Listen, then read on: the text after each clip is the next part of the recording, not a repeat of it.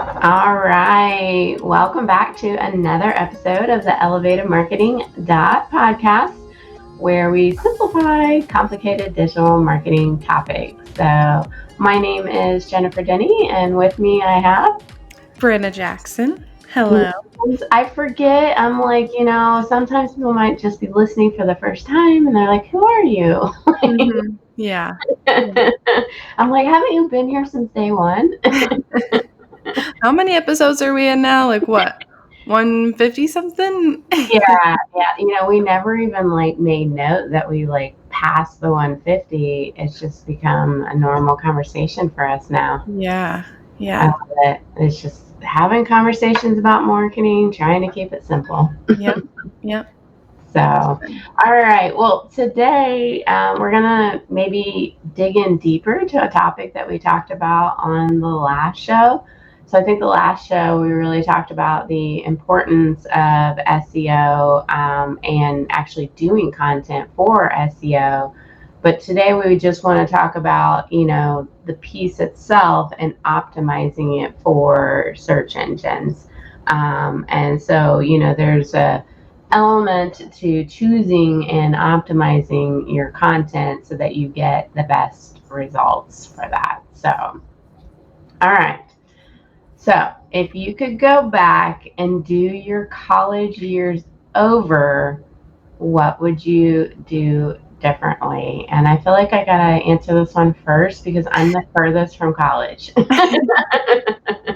I'm a little bit older than Brandon, just a little bit. Just a little. I never had the college experience.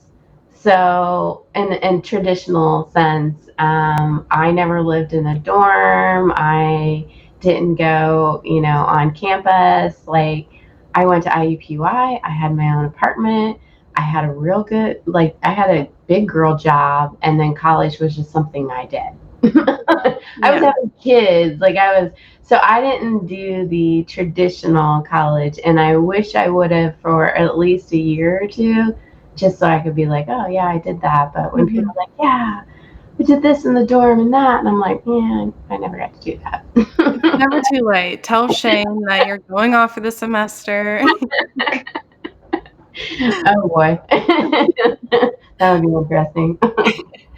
I think for me, I took a lot of website coding classes, which I loved, but that meant I was really the only girl in all of those classes throughout college. And a lot of times the guys maybe undermined me a lot just because they didn't think, Oh yeah. One of my favorite T-shirts is "Girls Can Code Too." Yeah, love that. And I think I would have told them to just shush a long time ago. Not my senior year. But. Traditional coding is kind of a man's world, but it doesn't have to be. We're just smart. Yeah. Jealous. Yeah. Jealous much? Okay, so if you just produce content for content's sake, it's not going to go anywhere. It's not going to do anything. And so, choosing what you write about and optimizing that content is just as important as the element of I'm going to consistently write that we talked about on last show. You could be putting out a bunch of effort and not get anywhere with it. Yeah. Yeah. As with anything, it takes strategy. It takes some thinking, and it obviously takes effort. Content is not always the easiest thing to do, but it's worth it. I think you can speak from experience because you head up the content here, and it is a lot of work and a lot of thinking into it. So I think we should kind of start with the strategy of choosing what you write about. What would you say about that? Yeah, a lot of times you can maybe look at it from a perspective of topic clusters. So if you've got a topic, you're basically just trying to look at how that one topic has all these different branches to branch off and write about or talk about. or make videos about whatever your content piece is. Yeah.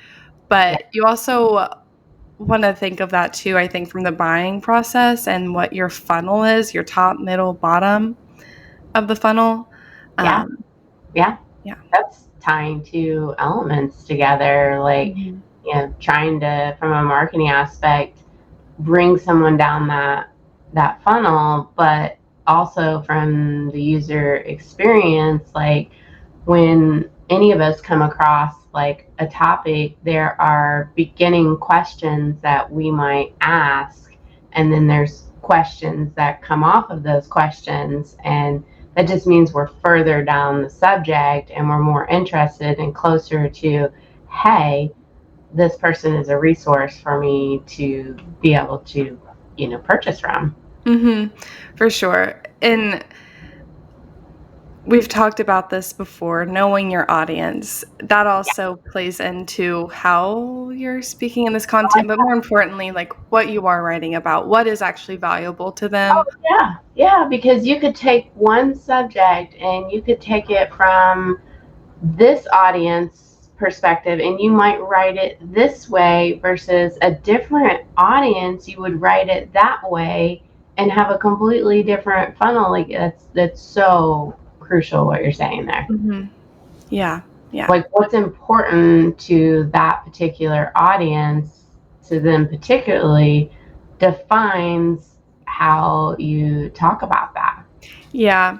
And a lot of times for me, when I'm getting into it, I like to ask myself, what are questions that this audience may be asking? And Yeah, sometimes that will lead me down, no, not sometimes, most times that'll lead me down different pathways to different content topics yeah. within that same realm. And then you're thinking about it, so you have this like initial, like, pillar, if you want to call it a pillar page, or however you want to call it, like this main, sometimes I call it a structure page. And that really helps, like what sometimes people call site architecture, is this is the main subject, but that first one is awareness. Like Mhm. this is when people are first learning that they have a problem, possible solutions. So your content at that stage is really like addressing broad questions and providing like that fundamental knowledge about it. Like that's your top of funnel awareness content that you have. Yeah. And once the audience gets past that phase, then they move into your middle of funnel. They're more familiar with you. They have an idea of how you can solve. They're not quite ready to buy yet, but they're almost there. Yeah, they're comparing options, and it might be between you and another vendor, Yep. or it could be between, this is one solution to my problem and this is a different solution to my problem. Yeah. So that's really where like pain points come in. And if you have case studies or just, comparison type content, that is the middle of the funnel where people are just making that, they already know they have a problem. They Hmm. got that at the top of the funnel. Now it's like, okay, who all is available? And I think sometimes people like, and it's just like they skip this. Yeah. Yeah. I think so too. It's easy to go from the top of the funnel just to the bottom of the funnel. But we Because, definitely need to remember, like, we're skipping a step there. yeah, because, well, everybody's just like, well, I just want to write this piece that they'll just buy just off of Yeah, reading this one piece. And I'm like, that's not how it works. And that's yeah, not how people subconsciously buy products and services. They yeah. don't. Well, and I think too, sometimes I've seen you go from the top you have one content piece and it starts at the top of the funnel and it just goes down the funnel within the same content piece where you're ending with contact us today, buy Yeah. now. Yeah. And Yeah. you still have to keep that in mind that not it's not always going to be the objective to get someone to convert in that content piece. Of course, But that'd be nice. But Yeah. And so I don't mind sometimes when you go ahead and have that call to action within the piece, mhm, because for some people that might be all that they need.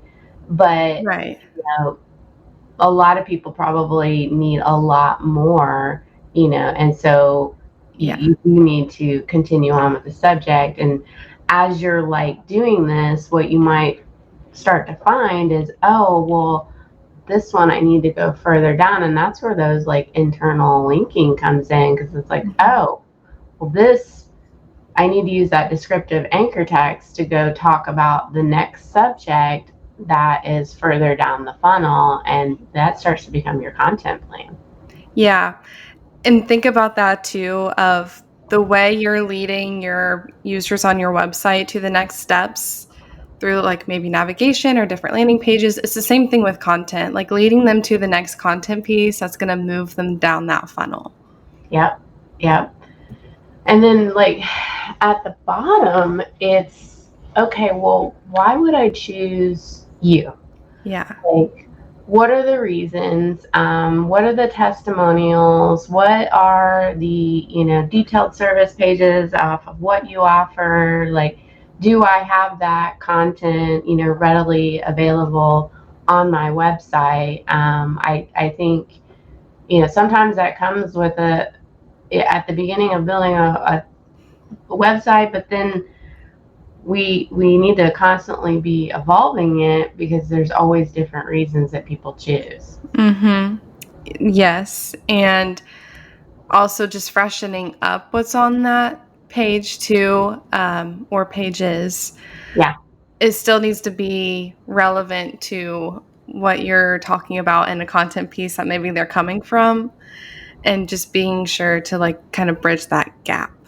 Yep. Yep. That makes me think about like creating evergreen content. Then Yeah. that's, content that it's a subject that people will have over and over. But just because you've written it like one time, that doesn't mean that you should not go back and refresh that and make sure that it's still relevant and up to date, because things change in your industry and you need to be constantly going and updating that content as well. So that's part of optimizing as well. Yeah, absolutely. Um, I think with along that front of just overall providing the valuable content, it's getting to that unique value. So rather than saying what everyone else is saying, just bringing in your own uniqueness. Is that a word, uniqueness? yes, it It is is. today. Just pulling that in, and that's getting you to one of Jennifer's favorite terms, the EAT or EAT I principle, which don't is know. My favorite term. It's what Google has given us as yes. like what can make your content credible. And I think we all went and be like, okay, well, what do I?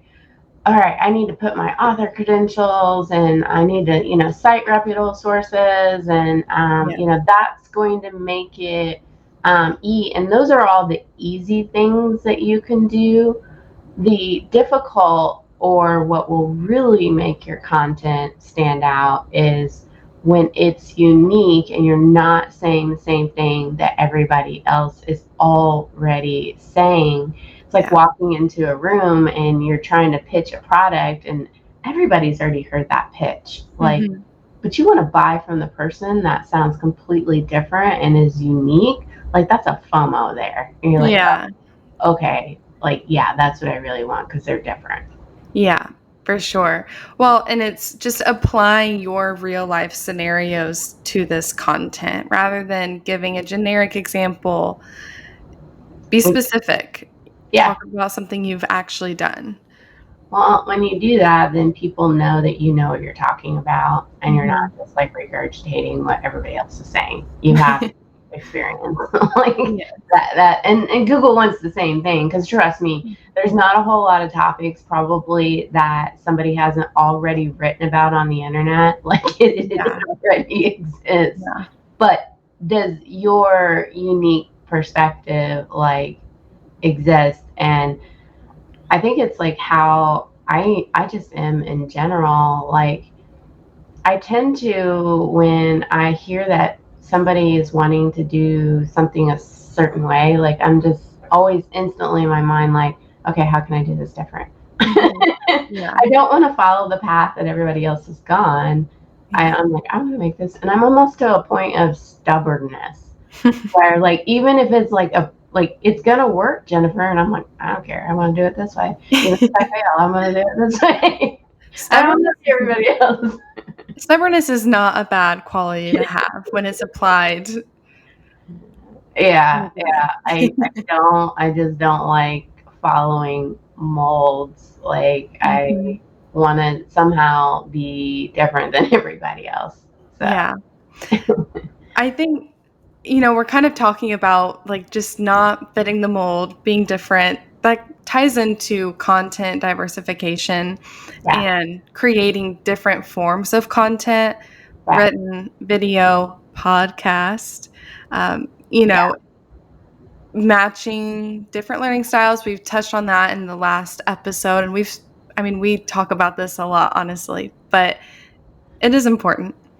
Well, I think some people are starting to catch on to the value of providing content in different formats. Mhm. What I don't see as much is that they provide it in a different format, but like maybe that different format is just on a short form video and it wasn't tied back to the written piece, that wasn't tied back to the audio piece, and it's not like all in one location.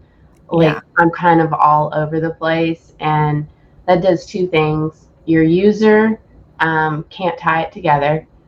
Maybe they want to see it in different formats, and then search engines can't like tie it together that you do know how to do this, and it it makes it so that you're not keeping people on one piece of content maybe longer. So don't just like make it in different formats. Like, put it all on one piece, and it doesn't have to be all at one time. You can do it Mhm. differently, but you gotta pull it back.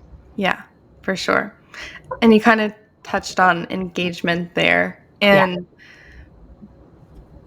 choosing content topics and optimizing content to aim for engagement is should always be the goal as well. yeah. We've talked about this last episode too, just the engagement and how that affects SEO. We know that's important. We know we need that. If you just put a big block of text on a page, like, that's overwhelming to most It people. is. Like, Yeah. if you can organize it so that you have H1s and H2s and H3s, and if I put that into non-technical terms, like really big text, really medium text, small text, like, it just visually makes it easier to read when you bold things, and you're using like images in it and other things to kind of break it up. Most people do scan content these days, and so it makes your readers more engaged, and it helps search engines more easily be able to find and make you the authority on a subject. Yeah, for sure. With that comes optimizing for different device sizes, though, too. Yeah, yeah, Of course, yeah, we know the three: desktop, tablet, and mobile. yeah, Um, yeah. But how it lays out, you almost sometimes have to build 2 pages. Like, you have to look at, like, what does this look like on a desktop, and then what does this look like on a mobile phone, because it might be different, and so there's Mhm. might be certain elements of your pages, your content, that you have to lay out differently. Yeah. And this sounds like a lot of work. It is. It is. But same thing, like, we're telling you to add images and all this other stuff, but if it doesn't load quickly and you added an image that is a PNG and takes forever to load, then your content's not going to be optimized, and then it's going to be all for nothing. Mhm. I, Yeah, we low page speed is that's one thing that's always remained the same. If it's too slow, people are going to bounce. Yeah. And yeah, so using smaller image sizes. Well, I think about that like for video content, like Yeah. what you choose to use as your player on your Yeah. website can affect how quickly it loads. I mean, we always use YouTube. I like it because there's a YouTube element to SEO as well. Some of the other players, they might take longer to load, and you definitely don't want to just upload just a video by itself. Don't do that. Yeah, no, that leads to slow page speed, but also, like you were saying with YouTube, Google can index those videos if you're embedding through YouTube, Yeah. and we want that. Yeah. There's certainly technical items that we've kind of mentioned. I think, if I was writing a topic here on optimizing copy, I think, or content, I need to talk about like having schema markup. It's some technical terms that Mhm. help search engines more easily know what it is that you have. So there's very specific ones. If it's a review or an FAQ, you need to provide that schema markup so that it can more easily have that content. Mhm. Yep. Yeah. Maybe the less fun part of writing content is the technical, but you need it. Yeah, yeah. And, so I think a lot of that stuff is like writing the piece, but even within a singular piece of content, there is a model that you should kind of follow. And it's well known in marketing, but it's the AIDA model where Mhm. you have to grab their attention. You have to keep their interest, go to their desire, and then, provide action all within one piece. Yeah. Yeah. That's a good format to follow, not only when you're getting started, but I think just in general. It's just a good reminder of how you can provide valuable content and content that resonates with your audience Yeah. is keeping that model in mind. It doesn't matter if you're going as short as a headline or social Yeah. media copy, like that same model makes sense. I think sometimes people don't do a good job at it though because they get a little too cheesy. Like by Mhm. now, like, okay, well, yeah, you got the action in there, but that was a little too cheesy. Yeah, Like, yeah, it's a little generic these days. you do want action, but don't go down that way. Yeah, yeah, still get creative with your call to actions and yeah. Yeah. So, I mean, when you're choosing and optimizing your content, I think, after this is all done, you're not done. No. You need to consistently go back and audit what you've already written, Mhm. to make sure that it's accurate, relevant, it performs. Do I need to update it? Like, that is part of your optimization of your content. It's not always writing new subjects. Sometimes it's going back and optimizing what you've already done. Yeah, and that's okay to go back and revise a topic that you've already written. It doesn't take away from the value you're putting out there just because maybe you've got one less piece of content this month.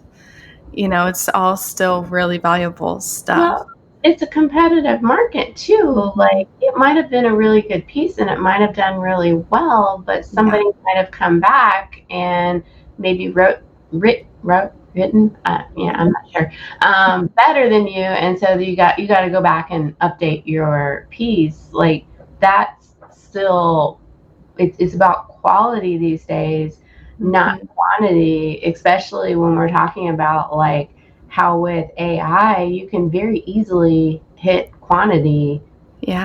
like, easily.